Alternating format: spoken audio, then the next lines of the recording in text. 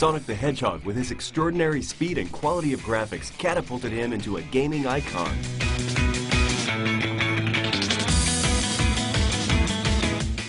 The Sonic franchise is vast, with over 70 million games sold worldwide, bringing a huge number of games to its loyal fan base and introducing a variety of characters, including Miles Tails Prower, Knuckles, Dr. Eggman, Amy Rose, and many more.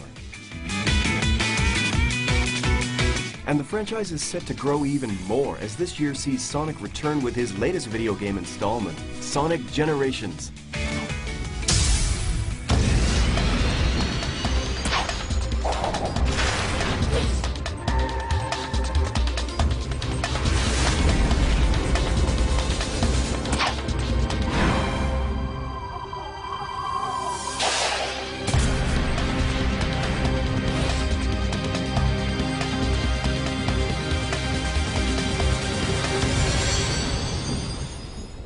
In the late 1980s, Nintendo was the leader in both hardware and game sales, thanks largely to their Super Mario games and their NES games platform. I'd had conversations with Mr. Nakayama, the CEO of the company, about what needed to be done for Sega to compete in the United States marketplace. Nintendo completely dominated the industry. They had a share of market that was above 90%. Third-party game developers were all beholden to Nintendo. I mean, they owed Nintendo their livelihood. So it was very difficult to break into the marketplace back in that time period. Sega, despite recently launching the more powerful Genesis, still needed a stunning new game to really show what the system could do and attempt to readdress the balance. They made the decision that before this game, they would need a new mascot other than the current Alex Kidd, so a new character had to be developed. For some time, the management of Sega was aware that to compete with Nintendo, one of the things that would be necessary was their own strong character to compete with Mario. Sega really wanted to create its Sega's Mickey Mouse, Sega's Mario. The view at that time was you needed a mascot, typically a platformer, that brought to life what the, if you will, the irreverence of your brand. So the company started to ask all employees to come up with ideas. One person who heard this rallying call was Naoto Oshima. 純粋にゲームの企画を最初作ったんですけど、なかなか上司とうまく理解してもらえなくて、でそこに中さんがちょうどプロジェクトが終わって、で中さんに相談して、なんか一緒にゲーム作ってもらえませんかってお願いしたところ、快く中さんがじゃあ一緒にやろうよって中さんといろいろ相談しながら生まれたのがソニックになります。With Oshima developing potential character ideas, Yuji Naka, a young, talented Sega programmer who had already worked on several games, was tasked with not only programming the game that would feature this new character, but devising a game that could demonstrate the true power of the Genesis. そうですね、僕自身が速いものが好きだったっていうのもあるんですけれども、やはりゲームが上手くなったら早くクリアをしていくところができる方がいいんじゃないかっていうのが、その当時のゲームはですね、バックアップとかがなくてですね、セーブができないので、毎回ゲームを始めると一番最初から始めるんですね。今のゲームだと途中から始めることができるんですけど、昔は必ず一番最初から始まっていったので、そうすると一番最初のステージっていうのはもう何度もやってくるんです。そうすると上手くなってくると、このステージはもっともっと早くクリアできた方が嬉しいんじゃないかっていうのが発想の一番大きな元になって、そのためにソニックは速くなっていったんですね。なのでそれで速いスピードの中でクリアしていくっていう、そこがマリオとかと大きな違いになるんじゃないかと思って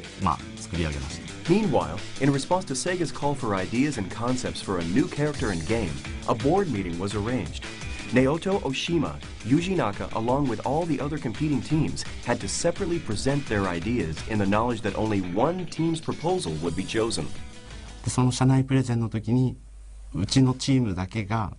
ゲームもあって、ぬいぐるみもあって、いろんなグッズをプレゼンで発表したんですね。で、そういうこともあって、会社がバックアップして、このゲームをちゃんとなんか力を入れて作ろうということで、その当時の中ではすごい期間も通常よりも長くもらえていいゲームを作れということで作れたというのがスタートになると思います。やはりソニックでの大きな違いっていうと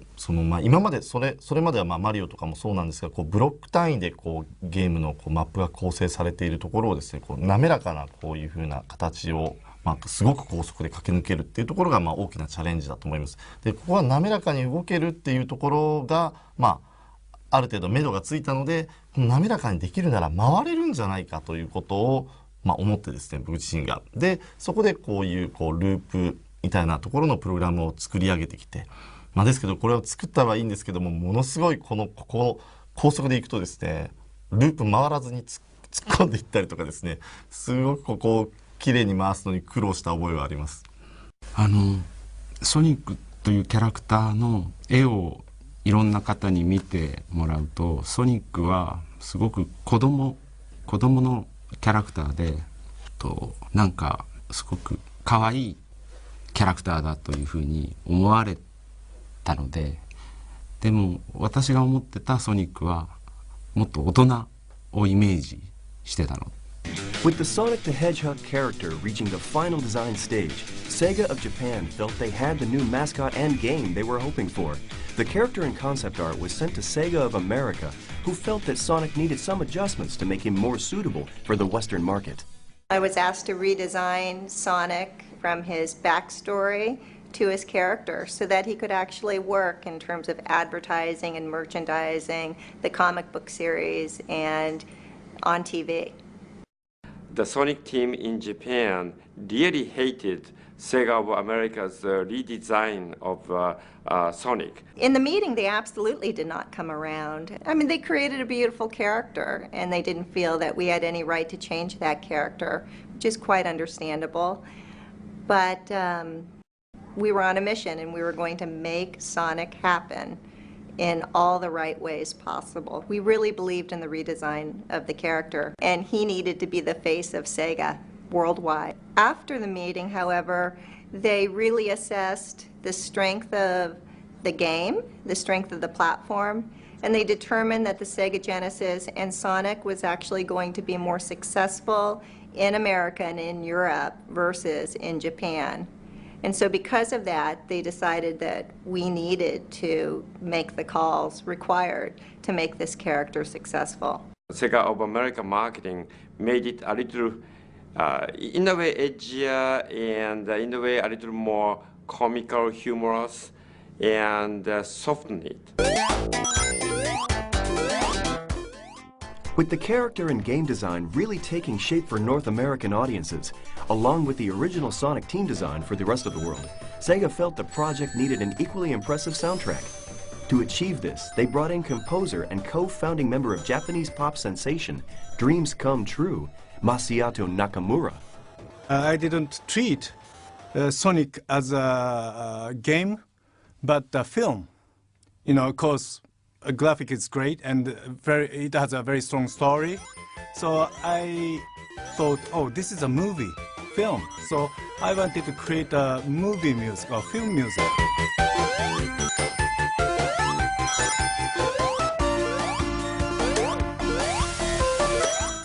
However, with the game still very much in early development, only static screenshots were available for Nakamura to use for his inspiration. So Sonic staff explained to me, you know, it's going to be like this, it's going to be like this. And I started, you know, writing songs, but I will never know because that was a totally new for me. So it was really tough job for me.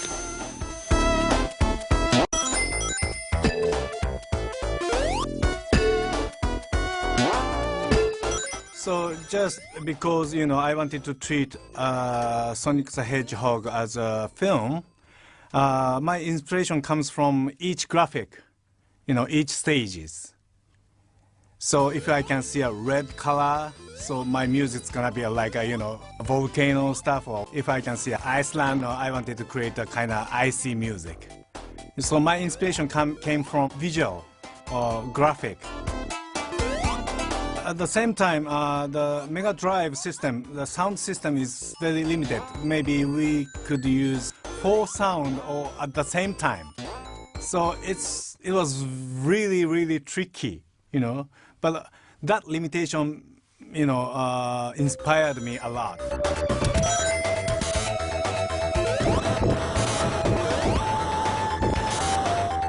With the test versions of the game looking good, Sega were growing in confidence that Sonic the Hedgehog would be the game that could really give the Genesis the boost it needed by showing off the truly cutting-edge hardware the console had for the time. 確かにメガドライブ自体はですね、そんなに、その当時でいくと、性能は高い方だったかと思うんですけれども、ソニックみたいなゲームを作るのにそこまで適しているハードではなかったので、かなりプログラミング的にはその高速化、いかにしてそのスピードを上げていくかっていうプログラムはかなり詰めて作っていった記憶があります。I was at Sega Japan and visiting one of their R&D labs when I saw a very, very early version of Sonic. Graphics were half done, just part of the first Green Hill Zone. And it looked interesting from a different distance because it was so bright. But once I got up closer to it, they started going and moving Sonic around, having him roll up into a ball and then start moving. And it was like I had never seen speed like that. 作ってる時は本当に限界までやろうって言って割と早くしていたりした瞬間があるので、その時は確かに気持ち悪くなったりはしましたね。なのでそういった意味ではスタートする瞬間だったりとか、その後の流れてるところとかの調整みたいなのはその当時やった覚えがありますが、それでも最終的にはですね、プログラム、その当時のソニック1の時はソニック1の僕が作ったプログラムの限界まで実はスピードは最終的にも出してしまったんですね。なのでどちらかというと慣れてしまったのかもしれないですね。当初は確かに大丈夫かなと思った瞬間はあるんですけれども。About 2 months later, I went back to Sega Japan and got to see another version of it. The first level was mostly complete, and I was able to go and play it for myself. Then I knew we had something special. With the game nearing completion, how would Sega position the release to set it apart from anything else ever seen before? How did Sonic quite literally take the world by storm? So the Consumer Electronics Show was approaching, where not only was Sonic going to be unveiled, but also Super NES was going to be unveiled. Now, as a marketer, we knew that we had something great in Sonic. We didn't have one thing that Nintendo did, and that was a lot of money. For every dollar that we had in marketing, Nintendo had $10 or more in marketing dollars. So we had to go and be smart, we had to be bold, we had to go and figure out different ways to go and do it. So we kept Sonic a secret until CES. CES opened, and before the show opened, Nintendo had their big press conference introducing Super NES, saying why it was the greatest system in the world. It was the only system to go and think about. They had this great software lineup, including the new Super Mario World. After their press conference was over, the doors to CES opened, and about 2 minutes after that, a reporter from a major national magazine came up to me and said, Super Nintendo has 32,768 colors. You've only got 512. What are you going to do about it? So silently, I just motioned for him to follow me and walked over to a place in our booth where we had 2 large TV monitors. One had Sonic the Hedgehog, and one had the new 16-bit Super Mario. And I said, which one has more colors? I said, it's not how many colors you have, it's what you do with them. Immediately he saw the difference, and that's how CES started for us. What really started to convince us that we had something great was when we actually focus tested Sonic with, kids to adults, and the reaction towards Sonic versus Mario in that focus test was just incredible. That's when we decided, that's when we knew we had a hit on our hands. Because when you looked at all the people playing Sonic the Hedgehog, they were, it's young kids as young as 3 to as old as 50 or 60,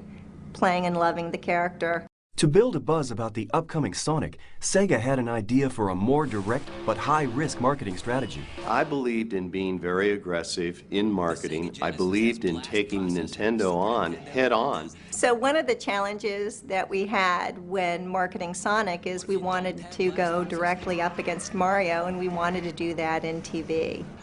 We created very competitive TV ad comparing Nintendo game and Sega game side by side with price tag attached to it. And we knew that the minute we would televise a commercial against Mario, that Nintendo would require that we pull the TV spot. Tom and the marketing team asked me, do you think this will be acceptable to the Japan management? And I scratched my head and thought about this and decided not to tell the Japan management until only a few days before we air. And in case they said, you can't air this, stop it, I was thinking to tell them that I tried to stop it, but I couldn't stop it in time. It was, I think, pretty innovative on our part to throw pretty much all of our media dollars against that one night worth of TV. Sonic the Hedgehog, more action, more speed. Sega Genesis, it's a whole lot more for less. Sonic the Hedgehog was released in June 1991, and the reaction was remarkable. People had never seen a game like it before. So why did Sonic's creation resonate with the public in the way that it did? Sonic was appealing for a number of different reasons. First of all, he just has a beautiful simplicity to him. Clean lines, just a gorgeous set of colors, the blue and the red tennis shoes. But secondly, he really communicated the power of the game just by looking at him. When you see those red tennis shoes, you just assume he can run fast, and he did. And his spin attack made it appear as though nothing could defeat Sonic the Hedgehog. And then the attitude at the end was just kind of the perfect topping. 僕が初めてソニックを触ったのはジェネシス、メガドライブの時ですけれども、ソニック・ザ・ヘッジホッグというオリジナルタイトルです。で、その時はそのゲームのスピード感と、あとはやはり音楽が持つキャッチーさ、そこに惹かれました。I was really taken by the speed and the feel of the game. And Sonic the Hedgehog just felt terrific. It was easy to play, it felt good to play, and the speed was just remarkable. I'd never seen a character move that quickly across the screen, and it was like magic back in those days. He had an edge to him. He wasn't your laid-back, soft, nice guy. He had a little bit of edginess to him and a little bit of smart-assness to him, if you will. And I think that made him very appealing to kids and teens. 本当にまず第一印象かっこいいと思ったんですね。青いあんな小さな頭身のキャラクターですけども、あれが動いてる姿を見てもう本当にかっこいい。でこれが本当に家庭用ゲーム機なのかって驚いたぐらいすごい強い印象を受けました。Sega felt that Sonic was going to be a hit. Tom Kalinske felt Sonic's surefire appeal presented Sega with an innovative opportunity. The thing we had to do first and foremost was sell a lot of hardware, because otherwise, how are you going to sell a lot of software? If you don't get a lot of hardware out into the homes, you really had no chance of creating a marketplace with follow-on software. Tom and I went to Japan and sat down in a big Sega Japan boardroom with oval table with perhaps 30 board members and other executives and explained our strategy. That is, we lower our price from $189 to $149 when Nintendo was offering the Super Nintendo at $199. And on top of that, we wanted to bundle our software, Sonic 1, and create the bundle pack for that $149 price point. And as Tom started to explain, I saw Nakayama-san's face sort of turning white and getting angry, and he stood up and said, we make money from software because we don't make money really from hardware. So why we give away the best software away? and he kicked the chair and literally ran to the door. Then I thought, well, that's the end of my career. And he turned at the door and he said, well, I hired you to build the company and take market share from Nintendo, and if this is what you think you have to do, go ahead and do it. So he supported our plan 100%, and to his credit, I think, to his great credit, because he could have easily said no. And because of his allowing us to do that, we then went on to really dramatically take share of market away from Nintendo in the next year. The concept of bundling in our industry, i.e. of putting in software with the hardware to drive accelerated sales rates or to forestall a price drop, is a time-honored tradition, if you will. What Tom Kalinske did in 1991 here with the Genesis, by putting Sonic in there, a AAA piece of software, kind of broke the mold, if you will, from what had previously happened, where the less desirable software had been packaged in because it was cheaper and more effective to be able to push that through rather than give away what was seen to be high profit margin software. People were buying Sega consoles simply to play Sonic, and with Sonic proving to be a huge success, it was inevitable that a sequel should follow. When we completed Sonic 1, which was originally developed in Japan, we realized that the real battlefield against Nintendo is the United States. Therefore, we brought the team to Palo Alto, California, and added some American resources and started to create Sonic game. And that really made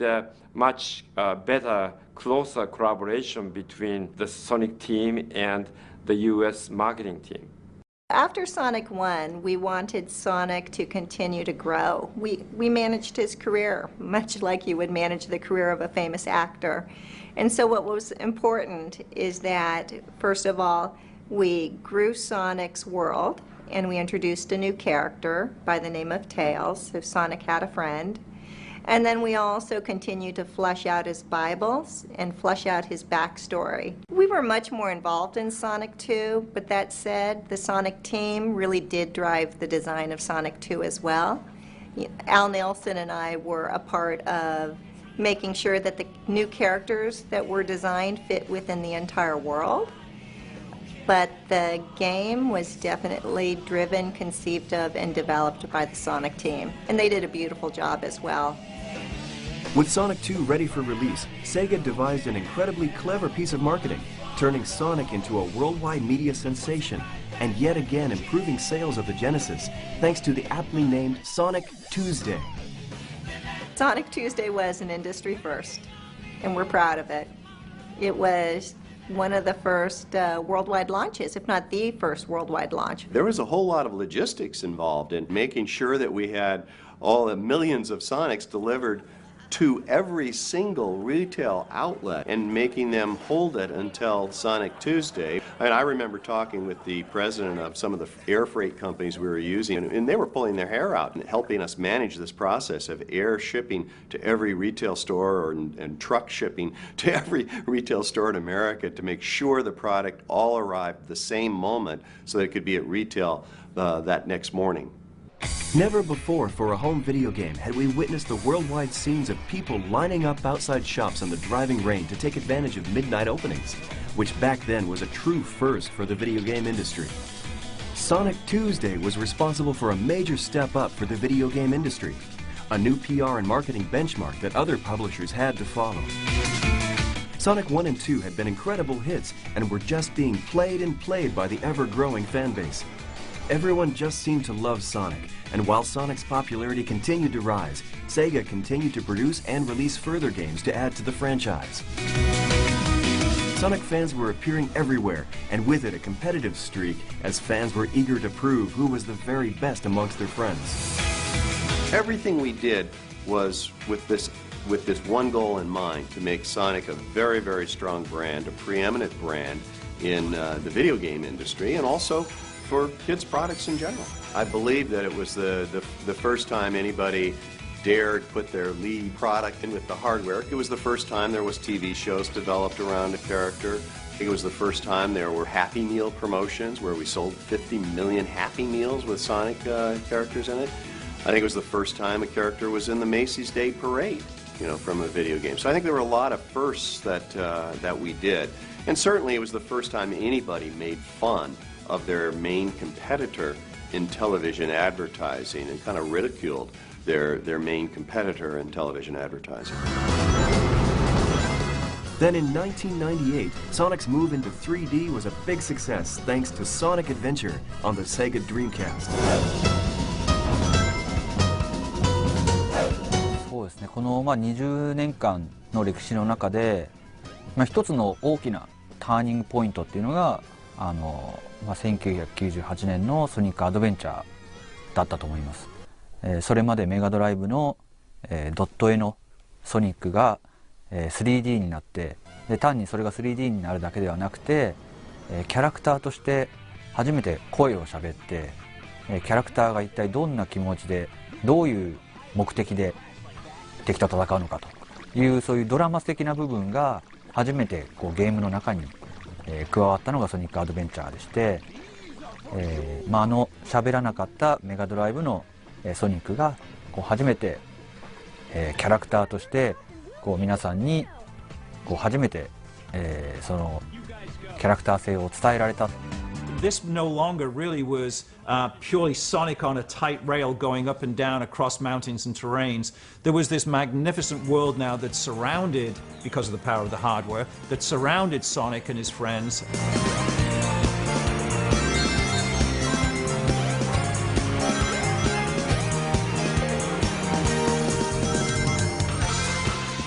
やっぱり当時の16ビット機から、ドリームキャストの方の新しいハードで、展開する新しいゲームということで、そのハードの性能が上がることで、表現できること自体もやっぱりすごく大きく飛躍するので、それを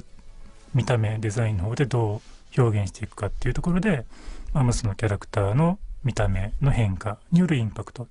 ていうのと、そうですね、実際のその表現力がアップした部分で各キャラクターのアクション性をいかに大きくカメラが引いたり寄ったりした時でも見せることができるかっていうところが、スムーズに行えるように調整しながら制作しました。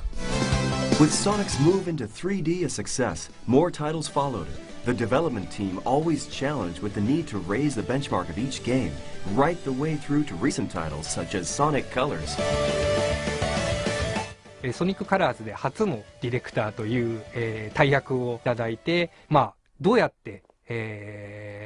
お客様に喜んでいただけるような、ソニックの新しいゲームを作っていこうかというふうに考えたんですけれども、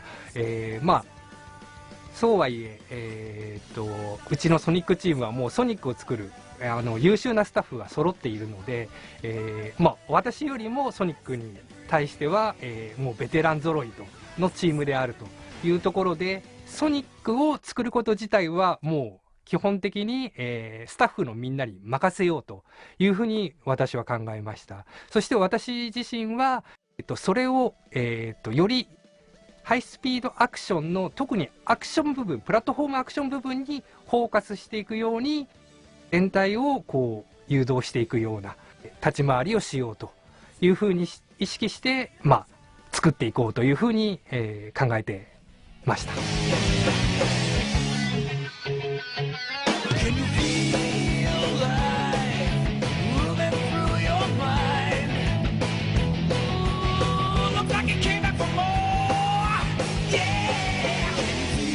The music of Sonic still commands a steadily growing fan base that has been growing some truly wonderful music with contributing musicians that each brought their own style to the Sonic franchise.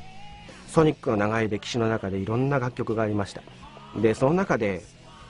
好きな曲とか自信のある曲を1曲あげろって言われてもなかなかこれは難しい話で、そうですね、トータルで言ったらもう100曲以上は多分作ってはいると思うんですけれども、その中で好きなもの強いてあげれるならばソニックアドベンチャー2のテーマ曲のリブ&ラーンと、あとはそのタイトルの中のステージ曲の一つだったエスケープフロムザシティという曲ですね。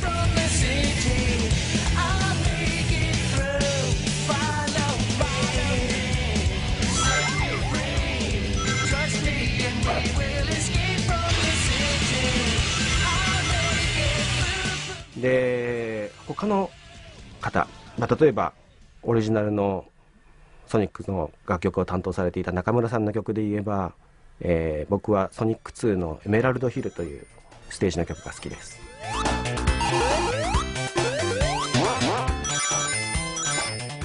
Of course, you know, the project of Sonic 2 is based on the Sonic 1's experience, of course. But, you know, technically, it was improved, you know, including sound itself. Audience expected more, you know what I mean? Because, you know, Sonic 1, it's got, you know, huge success. So I don't want to make, you know, people disappointed. You know, Sonic 2. So it was huge pressure for me.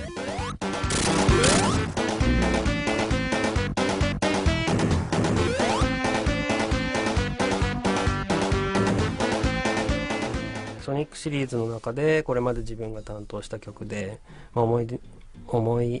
入れがあるというか、一番力を入れて注いできて、力を入れて作ってきたのが、各タイトルごとのテーマ曲だったりします。でやっぱりどの作品でも一番そのテーマとなるものが一番その作品の核となるものを表しているので、ソニックのタイトルの、楽曲を制作して今までで一番、楽しかったなと思う、思い出はですね、ソニックアドベンチャーの楽曲制作になります。あそこで、録音の楽しさっていうのを知りましたし、世界中のプレイヤーのこのなんて言うんでしょう、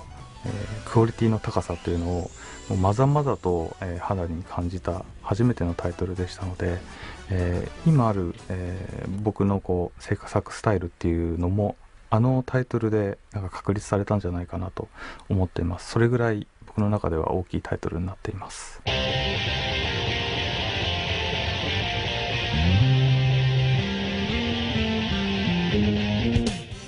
To help celebrate his 20th birthday, Sonic is set to return in the game Sonic Generations, a game that embraces key eras in Sonic's remarkable 20-year history.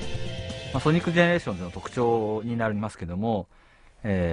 2D の、クラシックのステージが今回は、今の、PSD や360といった次世代機のハードを使って、3D となって、しかも、すごく密度の濃い世界観となって新たにそのステージを再現すると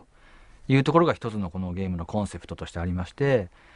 クラシックのステージはより密度の高い 3D のステージに、逆に今度元が 3D だったステージ、ソニックアドベンチャー2のシティエスケープですとか、そういう元が 3D だったステージを今度はクラシックで遊ぶと2D のプラットフォームアクションとして遊べるというその、最近の 2D のアクションと 3D のアクションの両方楽しめるというところが、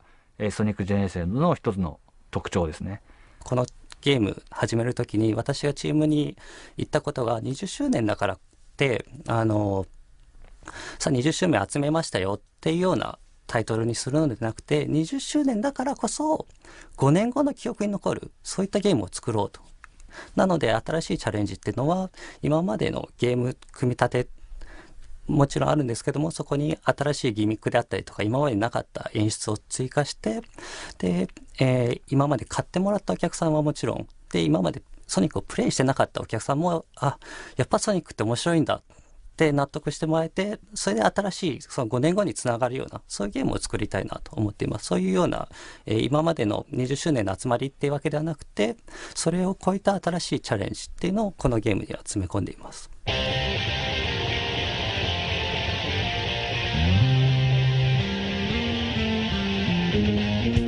It's incredible to think now that we're in our 20th year of enjoying Sonic the Hedgehog games. There are very few characters or pieces of intellectual property, quite frankly, that can survive 5 or 6 years after sequels, never mind 2 decades. And I think it's a test to the timelessness, to the brilliance of the gameplay, to the richness of the world that is Sonic the Hedgehog and all of his friends, and the fact that he has seamlessly transitioned from platform to platform to platform and never lost that edge, never lost the uniqueness of the gameplay, never lost that cheeky, irreverent feeling that we all get when we play Sonic. And I think it's very rare that you can look in our industry today for a character that's withstood the test of time, as has Sonic the Hedgehog.